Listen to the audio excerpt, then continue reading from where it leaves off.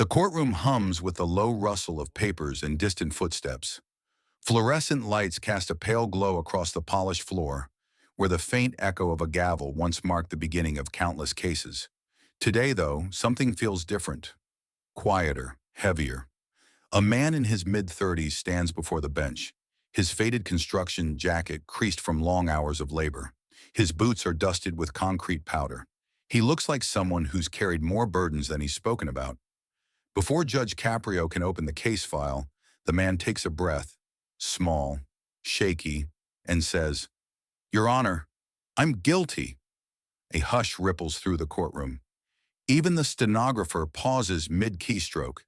The officer beside him tilts his head, uncertain whether he heard right.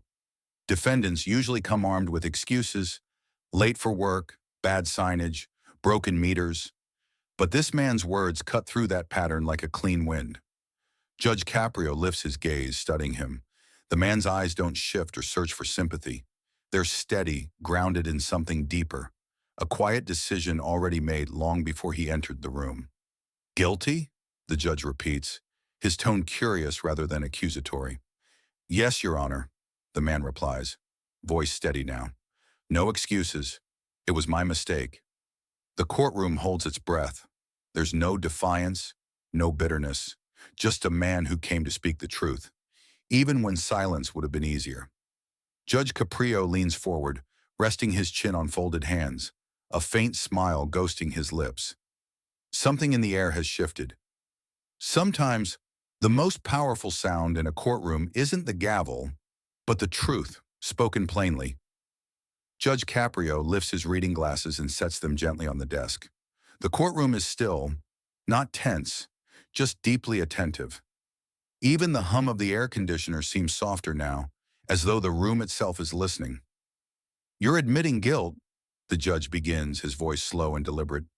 "Before I've even read the citation?" The man nods once, his hands clasped in front of him.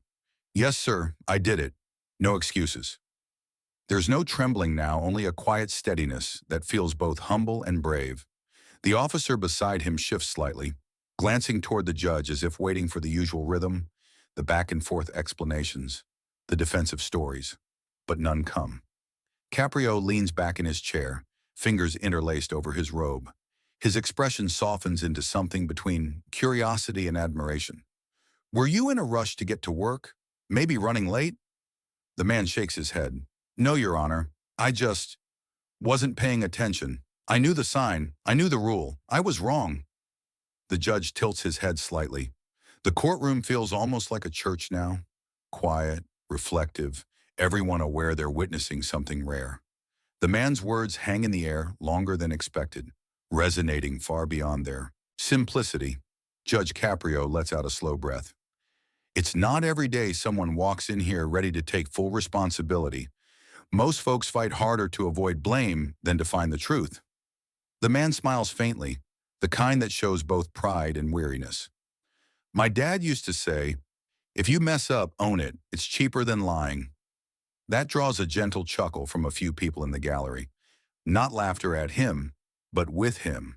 The tension breaks, replaced by something human, something warm.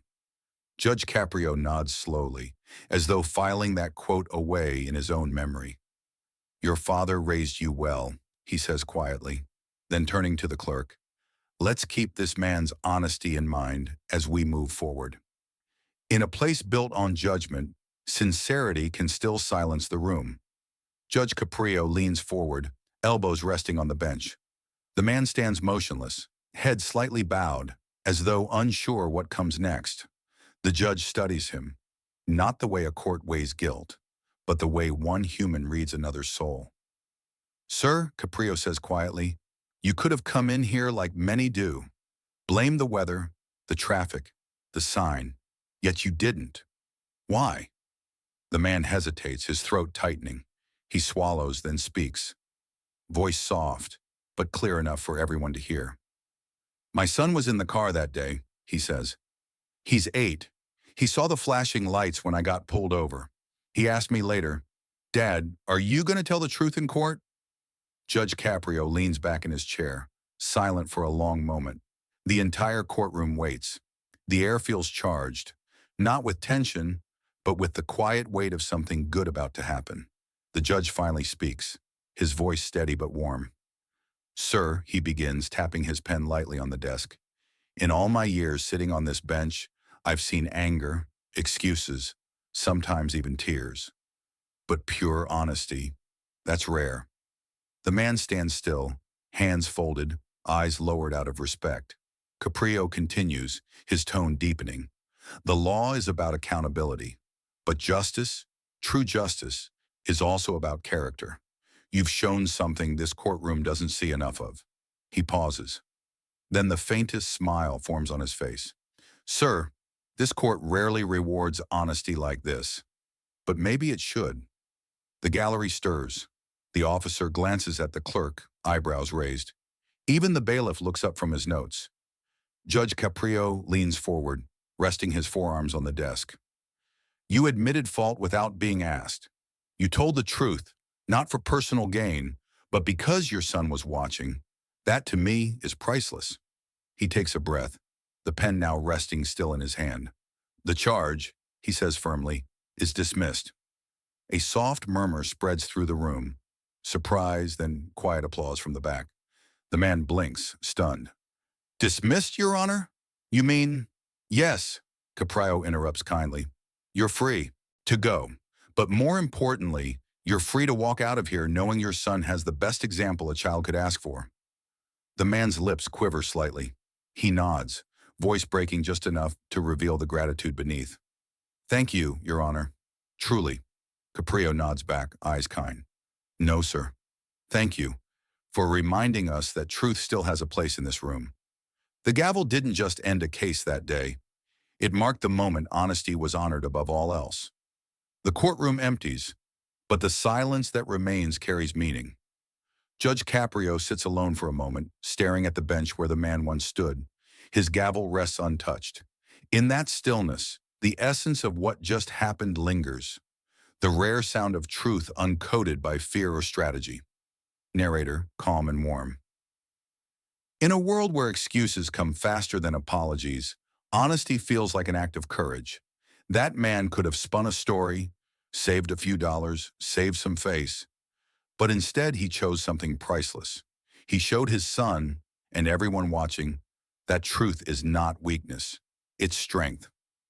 Cut to the man walking out of the courthouse, sunlight catching the edges of his worn jacket. His son waits by the steps, clutching a small toy car. When their eyes meet, no words are needed. The boy runs to him, and the man bends down.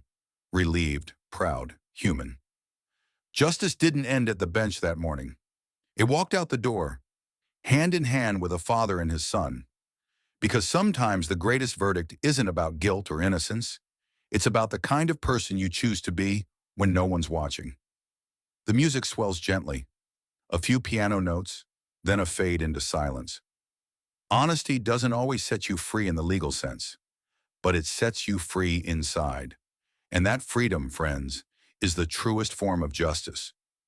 If this story moved you, remember, truth costs nothing, but it changes everything.